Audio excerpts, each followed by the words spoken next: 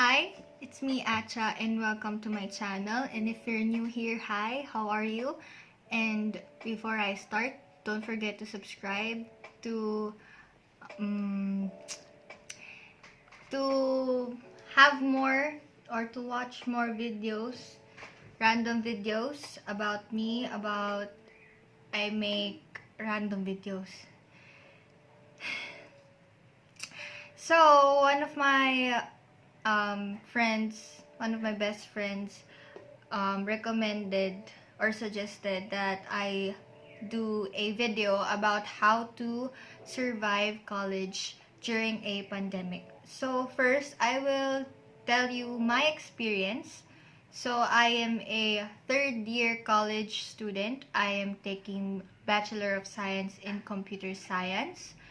And it all started way back in March. It started during the lockdown, March until April, I believe. And then we had a break. And then come in May until June.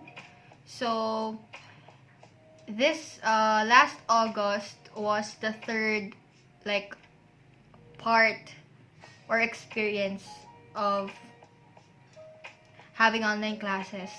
So, my first experience, way back in March, it was a really, how would you say this? It was really a shock to have online classes because like everyone is so used to learning face to face. So it was a sudden transition, you would say. And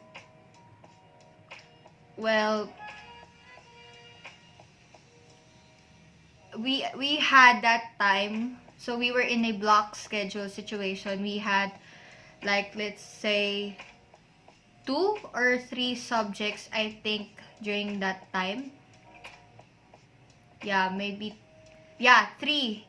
Actually, in my experience, we just ended having our swimming class.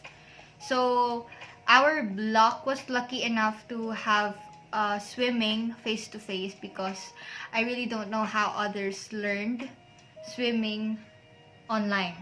Because you have to do swimming in swimming pool. So, and then we had religion and environmental science.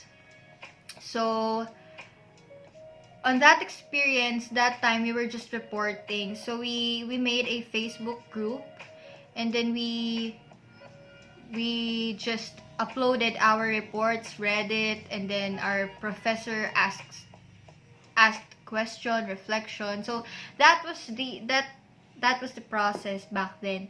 And then our other professor, it was during project submissions. So she just handed out what they call modules, which includes the lesson and what activities or outputs that you have to do or deliver. So that time we uploaded our projects, and then we answered the modules. It was, you have to watch this and do this, or you have to write an essay.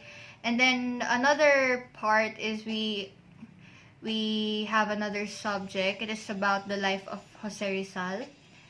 And the style of our professor was really good because given that they have to, like, test different strategies on how they would teach us. There is no one way of doing teaching online. So her method was really good. Our platform was just in Messenger. So we had a group chat. All of us were there. And then she would upload lectures. She would also upload videos to explain what was in the lecture. And we were given, during each time, we were given minutes to watch it, understand it, and then she would come back and then question us if we really understood, and she would teach us more for us to be for us to understand it better. And then we had this prof in our major class who would video himself explaining the whole presentation. So those kind of professors are really good because there are a lot of factors you have to consider. One is the internet. It is very, very hard to learn especially when you have a slow internet. And then that's why they would upload it instead of conducting it in real time in video call. But sometimes they do teach lectures in video call. They use Skype, Zoom, Google Meet, and the like. So that's what they would do. And then come in May, I think until June, the school that I'm studying in decided to really find a strategy on how to teach like one way, because the teachers are really having a hard time. So considering students frustrations and the teachers, it is really a challenge for them on how to teach their students effectively. So yeah, then come in May, June, they also talk to different to student leaders on how they will approach the situation. So then they come up with a module based learning. So it is more organized, I would say, but they have limited the outputs into 3. And then so back in May, they tested it if the modular learning will work. And for me, honestly, it did in a way, but it still depends on the professor on how they will deliver the module. So in the module, you just have it's they call it a learning packet. So you have here all the topics that will be discussed, the activities. So instead of having exams, they will just have 3 major outputs, but it's still dependent on the professor if they will add other activities or quizzes. And their teaching style is still up to them. So some professors would upload lecture and then you have to do this activity. Some are really hands-on. They will like I said, they will call in Google Meet or Microsoft Teams, and they will really explain. But the hard part of doing call is that you cannot understand each other, and then the professor has to repeat it. So you will be sometimes shy or nahihiya asking the professor to repeat it because it will just consume much time. So what we do is we ask each other if they understood what the professor said, or what we would do is just help each other to understand it better in case they are shy to ask the professor. So on the last 2 experiences, this is going to be a long video, I'm sorry, but this is how I faced them. So first, I really didn't have a schedule. Sometimes, to be honest, I would fall asleep especially in the morning sessions.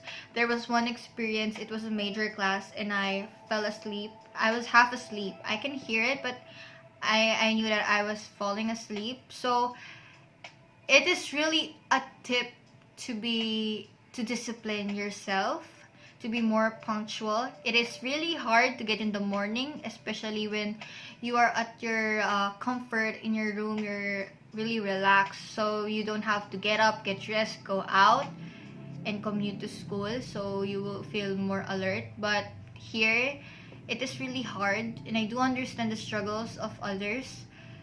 And it was also a learning, it was also a testing part for me to know what my strategy was to learn effectively online. So I really dedicate my time For me, it goes different on people, but this is what I do. So, I do an alarm, lots of alarms, 30 minutes interval, sometimes 5 minutes interval.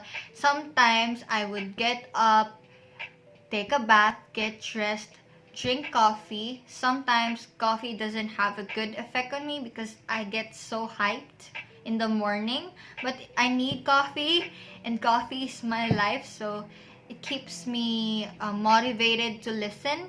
So it depends on you, but this is how I handle or deal with online classes. And then I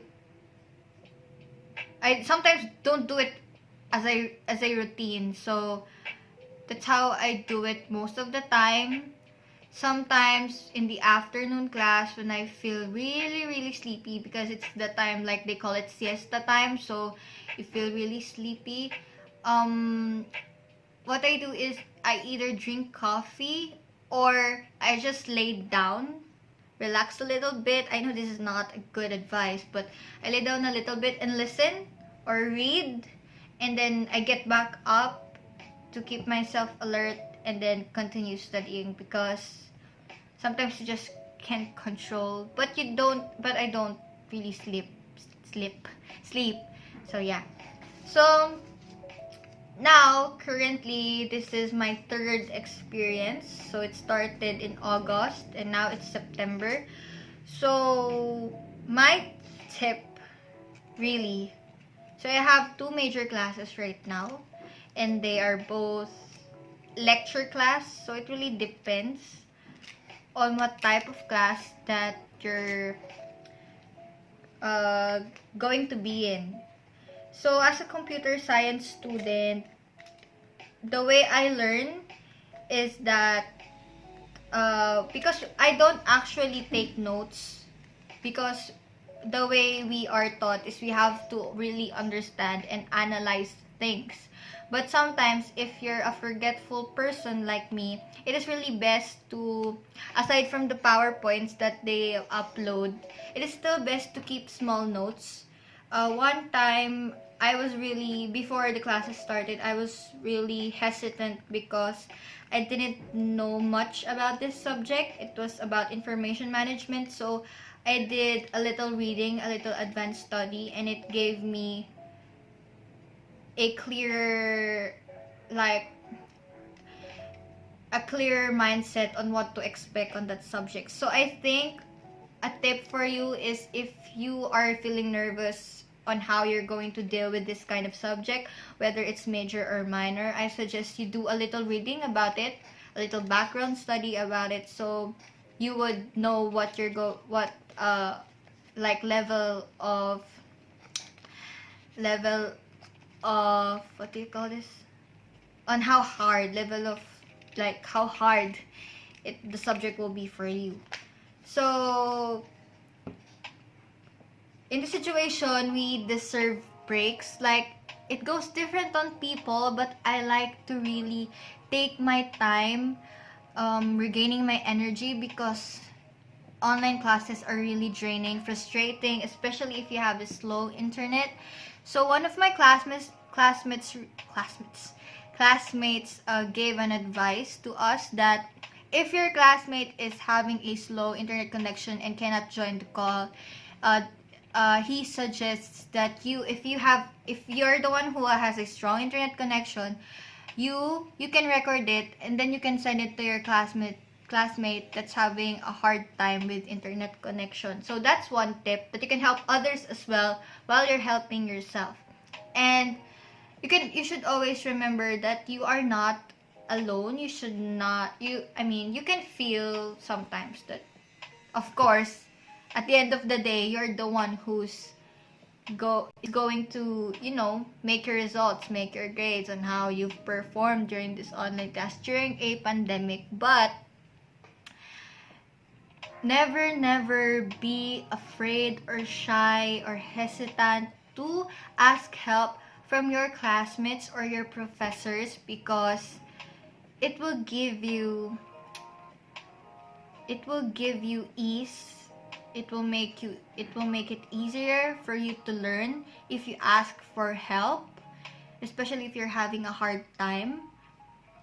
And it will help you to be more open about your weaknesses or your hardships. It's always good to ask for help. And it is also good to open up about your feelings. Never invalidate your feelings. Know that you are having a hard time. Me, honestly, I know that I can do it. My friends believe that I can pull this off, but sometimes, to be honest, I feel like giving up. There's always a point in there's always a point whenever online classes start that I just wanted to stop studying, like for this year. But you know, the situation is really hard because I saw one comment that said we're in a limbo. The person who commented this said we're in a limbo because people keep talking about academic freeze. So if you want the school year to stop, there will be a lot of consequences, like teachers, administrators, staff will lose their job because the university or the school will stop functioning for a while because of academic freeze. Because without the students, there is no school. And you cannot have a school without its students. While for continuing online classes, it will still take a hard toll for us because we're going to have a hard time to learn. Some students feel like they're just passing their outputs, passing it before a deadline and learning nothing. But to be honest, you should not always, like, you should not just mediocrely, if that's a word, you should not be mediocre when it comes to learning. You should not depend on what the teacher gives. If you really, really want to learn, you can search more. Or if it's not enough, like you can watch more about this lesson if you really, really want to learn. Or if the professor's teaching strategy is not that effective, you can tell it to them so that they will know how to help you as well. Communication is really important during this situation when it comes to teachers and students. Both us and them are really having a hard time, especially the anxiety, everything. So there is no sides here. You should help each other while helping yourself, helping your classmate, helping your teacher to really how to survive online classes during this pandemic. This is a really long video. I've been planning to tell more, but this is what I can tell you guys, and I hope you learned a lot. If you want to know more about what my thoughts are about these online classes, or if there's any specific topic that you want me to discuss, don't forget to subscribe to my channel and comment down below if there's a comment box. I hope there is. Sometimes my videos comments get turned off. Or don't